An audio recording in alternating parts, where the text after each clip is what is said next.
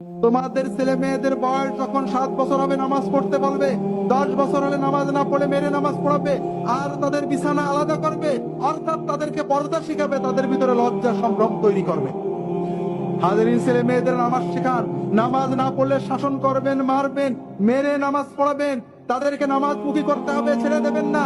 ওই বিকালের আড্ডাগুলো বন্ধ করেন। বেশি বেশি টাকা কামাই করার জন্য 3 প্রকারের চাকরি বন্ধ করেন। অত টাকার আপনার দরকার নেই।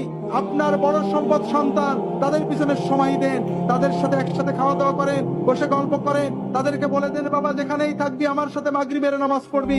নামাজের পরে তাদেরকে পড়তে বসিয়ে দেন, তাদের সাথে গল্প করেন, খাওয়া দাওয়া করেন, তাদের সাথে বেড়াতে যান, বিনোদনে নিয়ে যান। আপনি আলাদা বিনোদন করেন না, সিনেমা দেখবি না বা অমুক জায়গায় যাবি না, সার্কাসে যাবি না, আর আপনি বুড়ো হয়ে গেছেন, চায়ের দোকানে গল্প করছেন। কোথায় যাবে তা তো বললেন না, বলেছেন নাকি? তোমাদের ছেলে মেয়েদের বয়স যখন 7 বছর হবে নামাজ পড়তে বলবে, 10 বছর হলে